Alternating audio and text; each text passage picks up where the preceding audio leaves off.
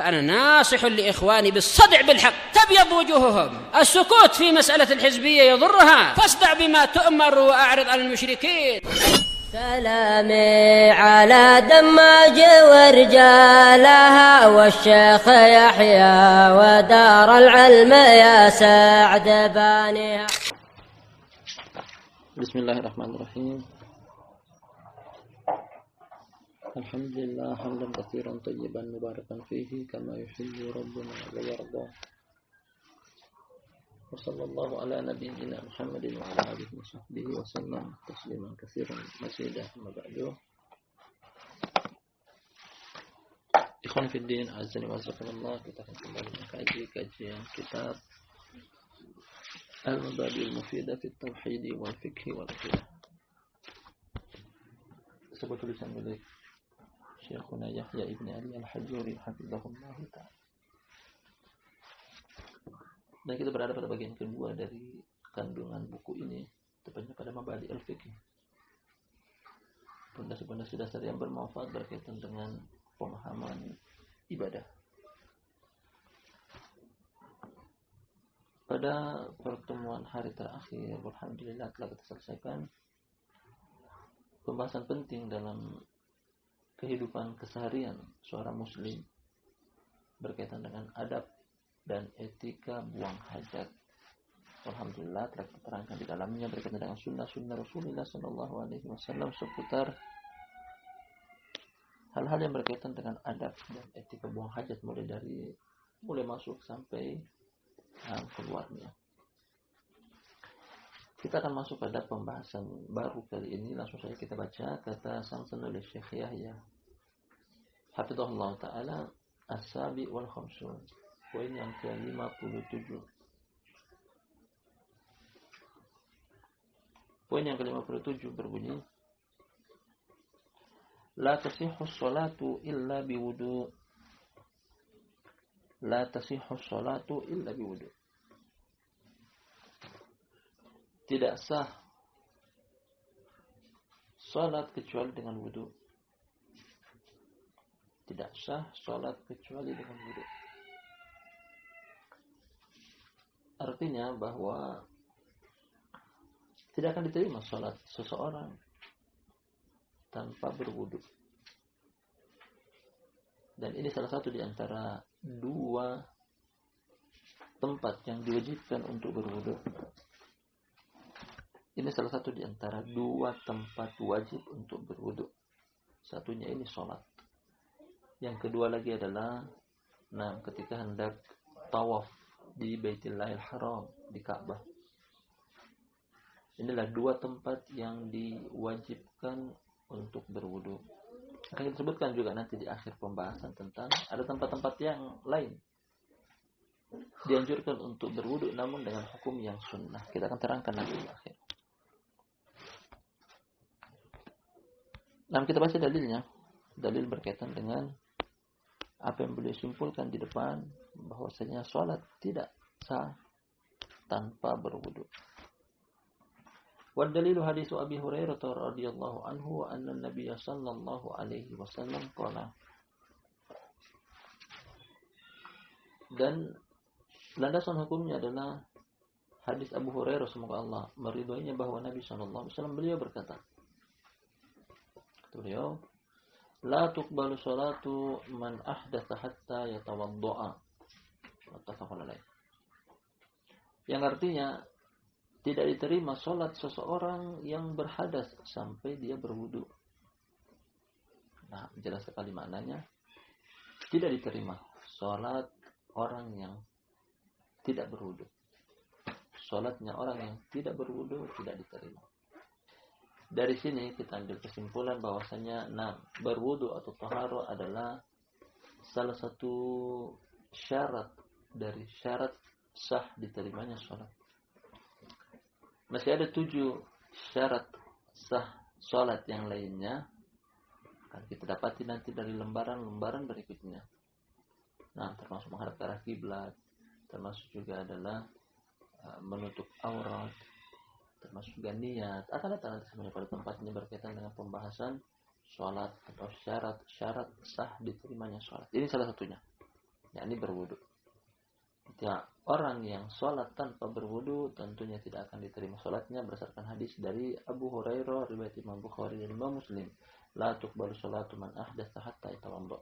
Tidak diterima sholat orang yang hadas sampai dia berwudu. Kemudian datang dari lafaz hadis hadas. Ketika diwajibkan wudu berarti yang dimaksud dengan hadas di sini adalah hadas kecil. Yang dimaksud dengan hadas di sini adalah hadas kecil yang telah kita terangkan pada poin yang ke-54. Bahwasanya hadas ada dua, akan datang nanti lagi pada beberapa lembaran berikutnya. Jenis-jenis hadas kecil, jenis-jenis hadas besar. Ketika diwajibkan untuk berwudu hendak sholat, yang dimaksud di sini adalah 6 hadas kecil. Karena hadas besar tidak cukup hanya dengan wudu, bahkan hendaknya dia mandi. Nah, kita baca landasan hukum yang berikutnya, yang kedua kali ini. Wa Ibnu Umar radhiyallahu anhu anna Nabiy sallallahu alaihi wasallam qala. Hadis yang kedua, setelah yang pertama tadi dari hadis Abu Hurairah, kali ini datang dari hadisnya Ibnu Umar. Kata Nabi sallallahu alaihi wasallam, la tuqbalu salatun bighairi tuhur. Akhrajahu Muslim. Kata Nabi sallallahu alaihi wasallam yang artinya tidak diterima salat tanpa bersuci. Bersuci di sini memungkinkan dua hal, bersuci dari hadas kecil yang wajib dengan wudu, bersuci dengan hadas besar yang wajib di dalamnya mandi. Artinya seseorang yang tidak suci dengan artian tidak suci dari hadas ataupun najis, salatnya tidak akan diterima. Nah, dari sini kita ambil kesimpulan sampai pada titik ini bahwasanya salah satu syarat sah diterimanya sholat adalah berwudu. Nah, jadi pembahasan kita kali ini setelah kita selesai dari dua pembahasan di depan berkaitan dengan buang hajat, dengan hal-hal yang berkaitan dengannya. Nah, kali ini tentang wudu dan beberapa poin ke depan nanti lagi masih berkaitan dengan wudu. Beliau akan terangkan kepada kita tentang rukun wudu. Kemudian sunnah wudu kita akan sebutkan juga nanti. Sebelum kita pindah ke poin yang berikutnya, telah kita simpulkan tadi bahwasanya dua tempat yang diwajibkan untuk wudu padanya. Pertama adalah sholat dan yang kedua adalah tawaf di Baitullahil Haram. Nah, tawaf di Baitullahil Haram. Datang dalam hadis kata Nabi sallallahu alaihi wasallam, "At-tawafu bil baiti salatun illa annahu khuffifa fihi al-kalam." Hadisnya Ibnu Abbas radhiyallahu anhu yang artinya kata Rasulullah sallallahu alaihi wasallam, as-salatu bil baiti, at-tawafu bil baiti salatun. Tawaf di Baitullahil Haram ibaratnya adalah salat. Ya, ketika salat dibutuhkan untuk berwudu, maka tawaf juga sama. Illa annahu khuffifa fihi al-kalam. Hanya saja di dalam tawaf dibolehkan untuk berbincang-bincang, berbicara dengan orang yang mungkin di sampingnya. Ini berbeda dengan sholat, karena sholat tidak boleh, adapun tawaf adalah bisa. Nah, ini dua tempat yang diwajibkan untuk berwudu. Kemudian ada tempat-tempat yang lainnya yang disunnahkan untuk berwudu. Nah, tempat-tempat yang lainnya adalah pertama ketika hendak membaca Al-Quran. Dan ini sunnah. Ketika hendak berzikir kepada Allah, ketika hendak menyentuh Al-Quran, disunnahkan untuk berwudu. Al-Quran adalah perkara yang mulia. Membaca Al-Quran adalah termasuk ibadah pendekatan diri kepada Allah Subhanahu wa Ta'ala. Tambahkan lagi bahwasanya menyentuh Al-Quran hendaknya dalam keadaan bersuci. Kemudian tempat yang kedua juga dianjurkan untuk berwudu adalah ketika hendak tidur. Ketika hendak tidur dianjurkan untuk berwudu dan hukumnya adalah sunnah. Datang dalam hadis Barra bin Azib radhiyallahu anhu riwayat Imam Bukhari dan Imam Muslim. Kata Nabi sallallahu alaihi wasallam kepada Barra bin Azib, "Idza ataita matja'aka fatawadda wudu'aka lis-shalah." Nah, ini hadisnya. Kata Nabi sallallahu alaihi wasallam, apabila engkau hendak mendatangi tempat tidurmu, maka berwuduklah sebagaimana wudu engkau ketika ingin sholat. Tempat yang berikutnya juga adalah menghadiri majelis ilmu disunnahkan untuk berwudu, bersuci. Bahkan Imam Malik rahmatullahi alaih tidak pernah beliau lewatkan ketika hadir ke majelis ilmu, baik itu ketika untuk mengajar ataupun belajar, datang sebagai murid ataupun sebagai guru. Beliau datang dengan menggunakan pakaian yang sangat baik, bagus sebagai bentuk pemuliaan terhadap ilmu. Pakaian putih sebagaimana hadis Jibril alaihissalam. Tak lupa juga bahwasanya beliau berwudu. Semakin berberkah ilmu tersebut ketika ingin menuntut ilmu, dan menuntut ilmu adalah ibadah didahului dengan wudu. Nah, akan membuka pemahaman-pemahaman dalam menuntut ilmu. Ilmunya lebih berkah, kemudian lebih gampang untuk diingat, dipahami. Berbeda dengan sebagian orang yang datang tanpa berwudu, mungkin saja ilmu susah masuk, susah paham, cepat hilang, cepat lupa, dan semisalnya. Kemudian tempat yang lain juga yang dianjurkan untuk berwudu adalah, nah, selain tidur tadi, ini di sisi orang yang sedang junub. Di sisi orang yang sedang junub ketika ingin kembali berhubungan badan yang kedua kali. Nah, dianjurkan untuk berwudu. Dalam hadis Anas bin Malik radhiyallahu anhu bahwa Nabi SAW ketika beliau hendak mengulangi jima, mengulangi hubungan badan, beliau selingi dengan berwudu. Dan alasan para ulama menyebutkan seperti Imam Ibnu Qayyim rahmatullahi alaihi bahwasanya seseorang yang setelah menunaikan hajatnya berhubungan badan suami istri, dia terasa capek, letih, kemudian ingin mengembalikan keletihan tersebut menyentuh air. Paling minimnya adalah wudu, paling afdolnya adalah mandi. Makanya kata Nabi sallallahu alaihi wasallam juga, nah, wal ghuslu afdol. Mandi di antara kedua jima, kedua hubungan badan adalah na'am lebih afdol. Namun seandainya pun tidak mandi, paling minimnya adalah berwudu dan hukumnya adalah sunnah. Kemudian tempat yang lainnya juga yang disunahkan untuk berwudu adalah di sisi orang yang junub. Ini pada sisi orang yang junub ketika dia ingin makan atau minum atau berinteraksi dengan orang lain. Nah, sebelum menyentuh makanan, sebelum menyentuh minuman, sebelum berinteraksi dengan orang lain, hendaknya dia berwudu.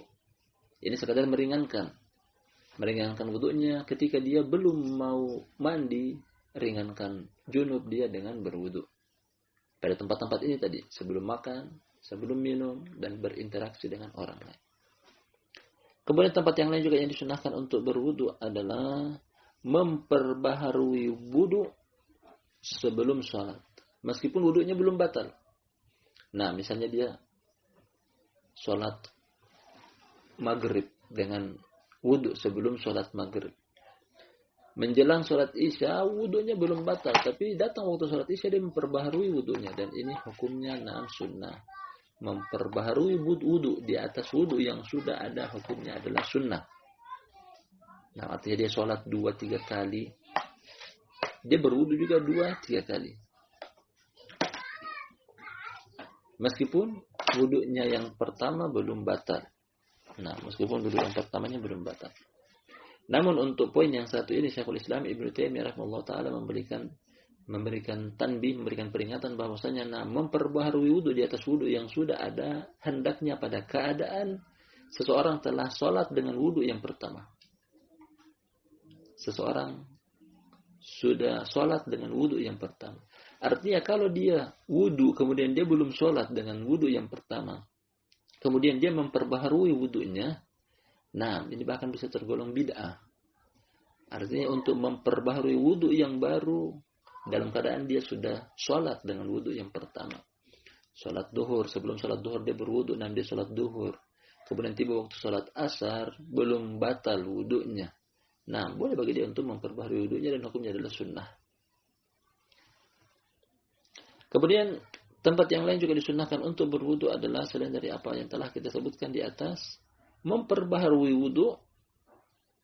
Nah, setelah wudu batal. Jadi tidak pernah meninggalkan dalam sehari dia kecuali dia dalam keadaan berwudu suci dan hukumnya sunnah.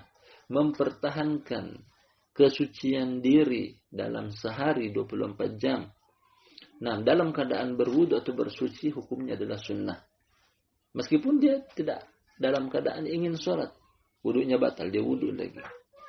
Nah, hendak sholat, dia wudu lagi.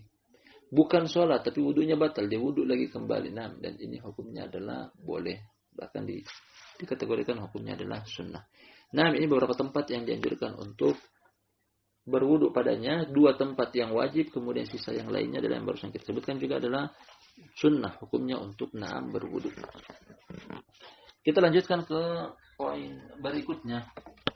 Tidak ada waktu. Kata sang penulis Syekh Yahya Ibn Ali Al-Hajuri hafizahullah taala, as-samin wal khamsun, poin yang ke-58. Poin yang ke-58. Kata beliau, a'dha'ul wudu, anggota wudu. Nah, anggota wudu. Kemudian apa yang ingin beliau sebutkan kepada kita akan datang nanti landasan hukumnya dari Al-Quran. Ini adalah tempat-tempat yang wajib untuk, tempat-tempat yang wajib untuk dicuci atau dibasuh dalam wudu. Artinya selain daripada apa yang disebutkan di sini, hukumnya sunnah. Kita akan terangkan juga nanti yang berkaitan dengan sunnah wudu. Kita mulai dengan yang wajib untuk dicuci atau dibasuh dari anggota-anggota wudu. Kata beliau, a'dha'ul wudu, anggota-anggota wudu, al-wajhu bima fihi al-madmadatu wal istinsyaq. Yang pertama adalah wajah. Termasuk di dalam wajah juga kata beliau setelahnya al-madmadatu wal istinsyaq, memasukkan air ke dalam mulut, yakni berkumur-kumur, dan memasukkan air ke dalam hidung, kemudian mengeluarkannya. Hidung dan mulut termasuk anggota wudu yang wajib untuk dibasuh karena dia bagian daripada kesatuan wajah. Nanti 2 ini juga hukumnya adalah wajib. Artinya seseorang yang berwudu tanpa berkumur-kumur, seseorang yang berwudu tanpa masukkan air ke dalam hidung, wudunya tidak sah karena ini wajib. Tidak boleh untuk ditinggalkan. Ini anggota wudu yang wajib untuk dicuci atau dibasuh. Yang paling pertama adalah wajah. Kemudian kita akan terangkan tentang batasan-batasan wajah, karena sebagian orang terkadang ketika tidak mengkaji lebih mendalam tentang anggota wudu secara detail, mungkin akan terlalaikan bagi dia, akhirnya wudunya tidak sah. Wajah yang dimaksud dengan wajah adalah, pertama kita akan ambil garis dari atas ke bawah, dimulai dari tempat tumbuhnya rambut secara wajar. Dimulai dari tempat tumbuhnya rambut secara wajar. Kita katakan secara wajar karena sebagian orang mungkin, mohon maaf, memiliki rambut yang mungkin sudah gugur. Kemudian bagian depannya mungkin terlihat botak atau gundul. Namun bukan dari situ karena itu tidak wajar. Kita katakan tempat tumbuhnya rambut secara wajar kebanyakan orang. Tarik garis turun ke bawah sampai ke dagu. Itu garis dari atas ke bawah. Kemudian dari kiri ke kanan, paling ujung dari batasan wajah kiri ke kanan adalah anaan telinga. Anaan telinga artinya bagian kecil dari telinga. Bagian depannya telinga, bukan bagian daun telinganya, karena daun telinganya masuk bagian anggota kepala nantinya. Anaan telinga. Kiri dan kanan. Sampai ke kiri dan ke kanan. Dan setelah kita mengetahui bahwasanya batasan wajah yang dimaksud dalam anggota wudu adalah dari atas turun ke bawah, mulai dari tempat tumbuhnya rambut secara wajar turun ke bawah ada dagu, kemudian kiri ke kanan anaan telinga, kemudian kita ambil garis melingkar dari wajah. Kita mulai ambil garis melingkar dari wajah, dari atas dan tempat tumbuhnya rambut, kemudian ke arah kiri atau ke kanan ke anaan telinga, turun ke dagu, kemudian naik lagi kembali ke anaan telinga, kiri atau kanan, kemudian naik ke tempat semula, tempat tumbuhnya rambut. Itulah yang dimaksud dengan wajah. Masuk di dalamnya alis, hidung, sela-sela hidung. Kemudian tambahkan lagi bagi laki-laki yang memiliki jenggot yang lebat, bagian dari wajah. Ternyata juga hal-hal yang disunahkan. Disunahkan untuk menyela-nyela jenggot yang mungkin terlihat lebat atau tebal. Inilah yang dimaksud dengan wajah. Dan seluruh anggota wajah yang bagian daripada lingkaran wajah tersebut harus terkena basuhan air ketika berwudu. Jangan ada seujung jari pun yang tidak tersentuh air bagian wajah tadi. Kita turun berikutnya. Wal yadani tugsalani ila mirfaqaini. Yang berikutnya adalah kedua tangan dicuci sampai ke sikut. Kedua tangan dicuci sampai ke sikut, kedua sikut. Nah, adapun anggota tangan yang wajib juga untuk dicuci atau dibasuh adalah, nah, dimulai dari ujung jari jemari tangan kiri dan kanan sampai ke batasan sikut. Masing-masing kita tahu posisi sikut kita di sebelah mana. Nah, kemudian dibasuh di antara kedua tempat tersebut. Kemudian disunahkan juga untuk menyela-nyela, nah, di antara jari jemari. Ruas-ruas jari jemari dianjurkan untuk disela-sela, artinya dikenakan juga air, disentuhkan juga air. Nah, ini anggota tangan kiri dan juga kanan. Berikutnya warrasu yumsahu mashan. Yang berikutnya adalah kepala diusap atau dibasuh. Nah, kalau ini tidak dicuci, artinya bukan mengguyur air ke kepala, tapi sekedar dibasuh dengan mengambil sedikit air. Akan datang nanti tata cara tentang kepala, akan disebutkan nanti pada tempatnya di pembahasannya dalam mencuci kepala. Nah, kepala. Kemudian yang berikutnya adalah warrijalani tugsalani ilal ka'baini. Yang ke berapa sekarang? Yang keempat atau kelima? Kedua kaki dicuci sampai ke mata kaki. Nah, dan yang dimaksud dengan kaki adalah dimulai dari ujung jari jemari, kemudian di sela-sela antara ruas-ruas jari jemari sampai ke arah atas di batasan mata kaki.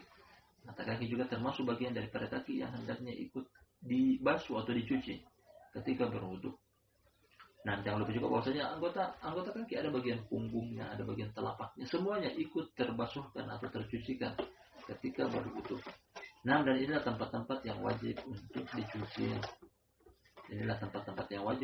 Jadi kita akan sebutkan bahwasanya ada anggota wudu yang tidak disebutkan di sini, berarti dia masuk dalam kategori sunnah. Hanya saja yang ini yang disebutkan di sini akan dalilnya bahwasanya ini termasuk anggota wudu yang wajib untuk terkena air ketika berwudu. Kita baca landasan hukumnya, wa dalil qaulullah ta'ala. Landasan hukumnya adalah perkataan Allah yang Maha Tinggi. Datang dari surat Al-Maidah ayat yang ke-6. Ya ayyuhalladzina amanu idza qumtum ilas sholati faghsilu wujuhakum wa aydiyakum ilal marafiq wamsahu bi ru'usikum wa arjulakum ilal ka'bayn. Nah, bunyi ayatnya yang artinya kata Allah Subhanahu wa taala, wahai segenap orang-orang yang beriman, apabila kalian hendak bangkit menuju ke salat, maka faghsilu wujuhakum. Berwudulah yang dimulai dengan mencuci wajah kalian. Antara kita terangkan tadi batasan wajah di mana, dari atas ke bawah, kiri ke kanan. Semuanya yang masuk dalam lingkaran batasan wajah tersebut itulah hendaknya harus terkena air. Faghsilu wujuhakum, maka cucilah wajah-wajah kalian, wa aydiyakum ilal marafiq. Cuci juga tangan-tangan kalian sampai batasan sikut. Wamsahu bi ru'usikum, dan basuhlah kepala-kepala kalian. Perhatikan, dalam menyikapi anggota wudu ada dua cara. Pertama, datang lafaz dengan irsilu, cuci. Yang kedua, imsahu, basuh. Bedakan antara kedua hal ini. Cuci artinya hendaknya seluruh anggota wudu yang dimaksud dalam dicuci adalah harus tersentuh air dan menggunakan air, disiram, digelontorkan air. Sedangkan wamsahu, dibasuh, cukup menyentuhkan air di telapak tangan kemudian dibasuh, diusap. Nah, akan datang nanti juga termasuk selain kepala dibasuh ketika berwudu dalam keadaan menggunakan alas penutup kaki seperti khuf, sepatu misalnya, kita akan terangkan pada pembahasannya. Nah, termasuk di hal yang dianjurkan juga, termasuk sunnah. Nah, jadi ada anggota wudu yang dicuci, ada juga yang dibasuh. Bedakan antara kedua lafaz ini. Wamsahu bi ru'usikum, usaplah atau basuhlah kepala kalian, wa arjulakum ilal ka'bayn, dan kedua kaki kalian sampai ke mata kaki. Nah, kaki-kaki juga ikut dicuci. Jadi yang dicuci adalah wajah, tangan, kaki, adapun kepala adalah dibasuh. Dan perhatikan, ini yang dimaksud oleh penulis bahwasanya anggota wudu yang wajib untuk dicuci karena datang ayat secara pasti menerangkan ini adalah anggota wudu yang wajib untuk dicuci. Selain daripada itu dimaksud dalam kategori sunnah, akan datang nanti pada poin yang setelahnya. Perkara-perkara atau ada anggota wudu yang sunnah Tentang untuk dibasuh atau dicuci kita akan baca nanti mungkin pada pertemuan berikutnya. Kita selesaikan bab ini. Kali datang dari hadis. Landasan hukum yang berikutnya datang dari hadis. Wal hadis Abdullah bin Amr radhiyallahu anhuma anna Nabi sallallahu alaihi wasallam qala. Dan hadis Abdullah bin Amr semoga Allah meridai keduanya bahwa Nabi sallallahu alaihi wasallam beliau berkata, "Wailul lil aqabi minan nar." Wailul lil aqabi minan nar. Celaka tumit-tumit dari neraka. Bahkan dalam riwayat bahwasanya beliau mengulang ucapan ini sebanyak 3 kali. Wailul lil aqabi minan nar, wailul lil aqabi minan nar, wailul lil aqabi minan nar. Hadisnya dari Imam Bukhari dan Muslim. Sebelum kita bisa memahami lebih mendalam tentang hadis ini, ada alur ceritanya. Kalau artinya tadi telah kita artikan celaka tumit-tumit dari neraka. Nah, ada alur ceritanya bahwa ketika Nabi SAW melakukan perjalanan safar, beliau dengan para sahabat melakukan perjalanan safar. Kemudian tiba waktu sholat, karena persediaan air yang sedikit, jumlah pasukan yang sangat banyak, kemudian media yang digunakan untuk wudhu tidak memadai, artinya kurang begitu cukup. Akhirnya ada para sahabat yang berwudhu saling berebutan di tempat yang terbatas. Akhirnya sebagian mereka karena terlalu terburu-buru dalam berwudu, akhirnya sebagian mereka tidak menyempurnakan basuhan atau cucian dari anggota wudunya. Kemudian dalam hadis tersebut menyebutkan Nabi SAW melihat ada seseorang yang dia berwudu, namun ada di bagian kakinya, tepatnya di bagian tumitnya yang tidak tersentuh air karena terlalu terburu-buru. Perhatikan, ini kejadian terjadi di safar, dalam perjalanan safar. Dengan jumlah pasukan safar atau pasukan safar yang sangat banyak, dengan persediaan air wudu yang terbatas, media berwudu juga yang tidak memadai. Akhirnya ada sebagian mereka yang terburu-buru akhirnya dia berwudu. Ketika sampai di kaki ada tumit yang tidak tersentuh air. Dalam sebagian riwayat menyebutkan bahwasanya sebesar lingkaran kuku ibu jari tidak tersentuh air di bagian tumit. Akhirnya Nabi SAW mengeluarkan ucapan ini, hadis ini diucapkan sebanyak 3 kali. Celaka tumit-tumit dari neraka, celaka tumit-tumit dari neraka, celaka tumit-tumit dari neraka. Artinya apa? Seseorang yang berwudu kemudian tidak menyempurnakan wudunya. Tidak menyempurnakan wudunya dari sisi ada sebagian anggota wudu yang belum terbasuh atau tercuci air. Itu celaka. Tadinya ingin mencari pahala dengan berwudu. Wudu adalah amalan Nabi SAW. Wudu adalah amalan yang mendekatkan diri kepada Allah SWT. Namun ketika tidak memperbagus anggota wudunya, malah terancam dengan neraka. Hati-hati. Meskipun cuma sebesar mungkin lingkaran kuku. Sebesar lingkaran kuku, ketika tidak tersentuh air, pertama, wudunya tidak sah. Kalau sudah tidak sah, berarti sholatnya juga tidak sah. Kemudian selain tidak sah, terancam dengan neraka. Wailul lil aqabi minan nar. Celaka tumit-tumit dari neraka. Waliyad billah. Artinya dari hadis ini menyebutkan kepada kita bahwasanya kita dalam berwudu hendaknya menyempurnakan dengan cara membasuh seluruh anggota wudu dengan sempurna. Jangan terlalu terburu-buru. Kemudian dianjurkan juga untuk mencuci dengan cucian 3 kali. Akan datang juga tentang saya boleh untuk mencuci 1, 2 ataupun 3 kali. Kesemuanya boleh. Namun yang paling afdal adalah cucian 3 kali agar seluruh anggota wudu tersentuh air dengan menyeluruh dengan sempurna. Ini dia anggota wudu yang wajib untuk dicuci: wajah dengan lingkaran wajah tadi kita terangkan di depan, kemudian kedua tangan, kepala, dan juga kedua kaki. Wallahu a'lam bishawab. Tapi ini mungkin sempat kita ambil pada pertemuan kita di siang hari beberapa ini, mudah-mudahan bermanfaat. Insyaallah pada pertemuan berikutnya kita akan ambil masih berkaitan dengan pembahasan wudu, berkaitan dengan sunnah di dalam wudu. Mudah-mudahan bermanfaat. Lebih dan kurangnya mohon dimaafkan. Kita akhiri. Subhanakallahumma wa bihamdika asyhadu an la ilaha illa anta astaghfiruka wa atubu ilaik.